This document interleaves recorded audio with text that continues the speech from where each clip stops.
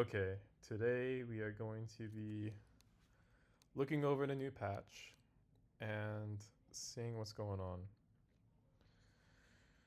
Okay, let's see if the game's still playable.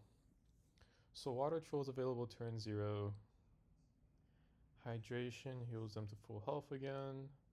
So this just seems like a reversion. Um, Personally, I don't think I'd be taking them myself.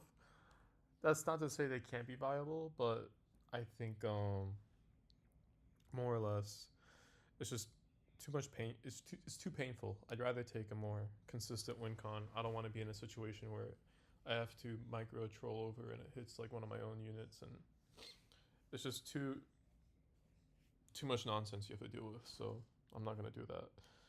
Boars being 50 HP, I think the herd mentality is gone. So um, that's gonna be a thing. I don't know if I'm gonna want that anymore. They released Necro, which I'm just like, I don't know. I don't know if I'm really down with Necro like that. It's the most recent patch, yeah. I think books like this, the one I have here, is probably still pretty good. The Necro thing, I'm not so sure without Drain. I know this spell's busted, this like Screaming Skull spell, but I think it's particularly probably busted in LTS. Just being able to just summon minions and just spam the spell, you could probably make some pretty cracked LTS books. Now the question is, without Drain, how would you fare? So without Drain, you would need some sort of healing, maybe some combination of like Fusion and Bank maybe. Um, but if you could figure out the healing aspect of it, then you could make some pretty cracked books in LTS with this. Um, yeah, so I think books like this are pretty good without the Necro. I don't think Necro is like broken necessarily. It just seems like, I don't know. It's not the content the game needs right now, if I'm being honest. Um, but yeah, and I think like some of the spells are just kind of weird, if I'm being honest. But nothing's like terribly broken, maybe besides this Screaming Skull spell. It's just too much feature, man. Like we gotta learn way too many things. Um, some things are nice, like and simple. Some things, I think this book's way too complex. Like there's too much going on with the effects and everything. So maybe that'll go away with time, but I just think it's overwhelming, to be honest. I don't know if I like that. Oh, and someone wanted me to comment on the tier list stuff. Someone's queuing 60G. I don't know if that's Falcos. Was that Falcos? Wait, I don't want to play with Necro. If that is Falcos. Might be Falcos, might be Joker's alt.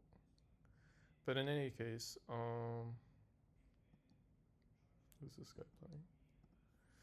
In any case, someone wanted me to look at um, the freaking tier list stuff and give it a review.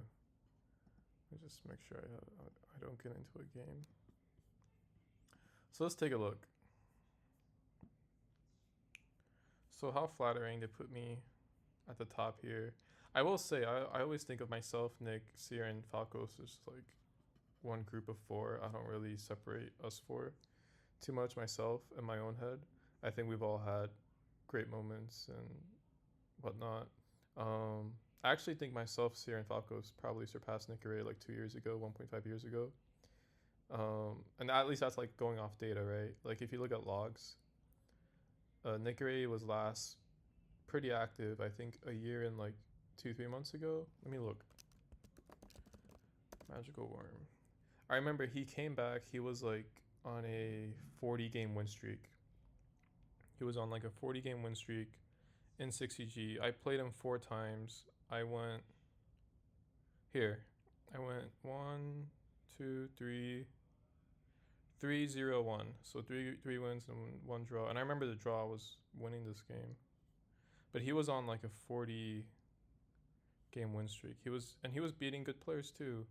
But he lost to me and Falcos. I remember that. He lost one game to Falcos. But he was beating Valar, many others in 60G. I remember. Oh, we played again here. We drew here. Um, he was beating Harpo. I remember. I think he was beating Nev. He was beating Pros too. So a lot of these players that they put into. So it's not like it was rusty. Is basically what I'm saying. So like these players right here, like he came back.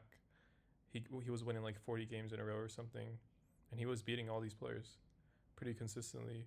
Um, but then Falcos and I think Falcos played him like one game. He beat him, but when I played him, I was using the Portal Miner book, and I think that was just a time where he was using like Pixie books and like amongst other things.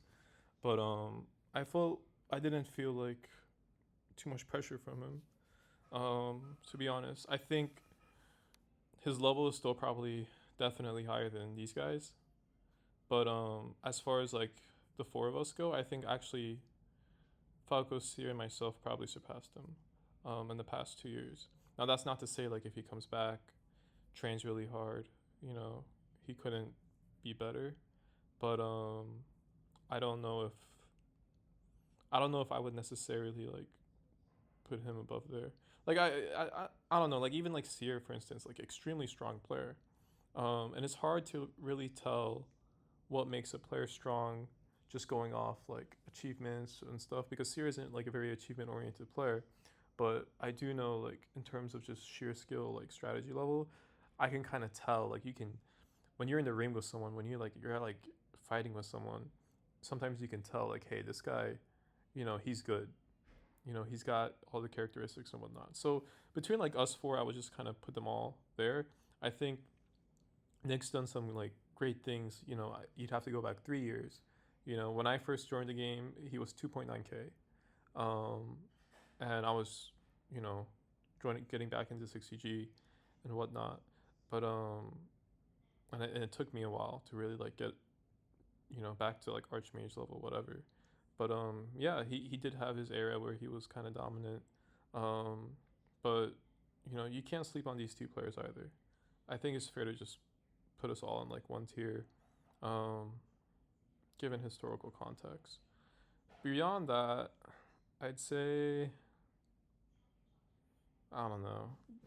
It's whatever. Just like I'm just gonna comment on these four, which includes myself. The rest I'll let you guys hash it out.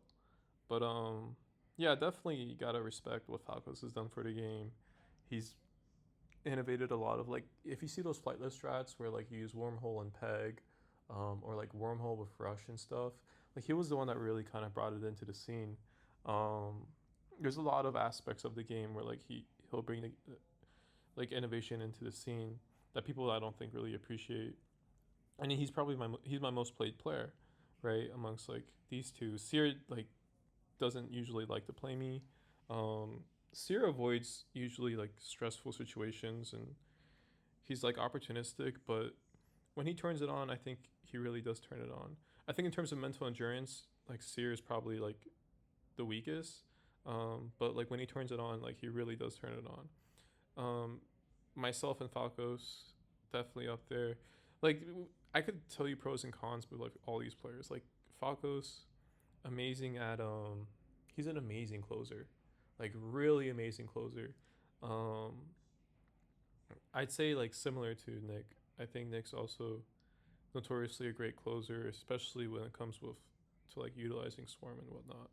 But that was again, we don't have too much good data on Nick because it's like the last data we have on him when I played him, I had 4 games with him.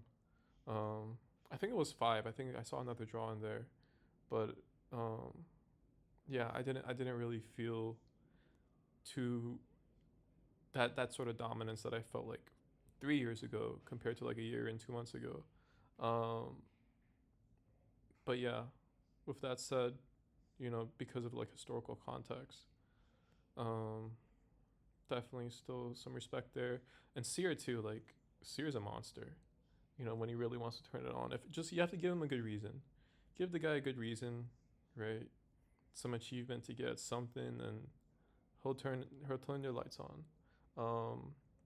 But in terms of like bookmaking and stuff, like Falcos has done a lot. Falcos has done a lot for the game. I think he goes underappreciated. Um, Definitely a monster. Um, am I gonna make a tier list like this? Probably not. I really don't care. I only really care about like the top echelon of players. I don't really care about everyone else. Some players might be more higher rated than some players might be like I don't know, but it's cool.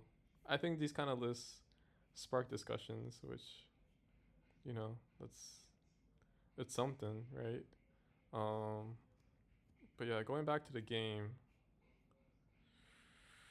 there's a tournament coming up, and let's see. I did sign up for it, so keep an eye out for that. I haven't really played the game in a while. I don't know if it's been like just weeks, months, whatever, but it's been a while. Um, but I'm gonna get back into this into the game. I'm gonna join the 10 random tournament, and hopefully we can go far. I know the last 10 random tournament, I won like 25 games in a row, no losses, and then I lost like four in a row to Nye. So that was kind of embarrassing. I think I just kind of like got lazy and I was like not feeling it, and I let one game go by, then two, then three, and then it's like the universe was against me. But hopefully I don't let that happen again, and I can you know maybe I can do something again this this season. Anyways, thanks for watching, guys, and peace out.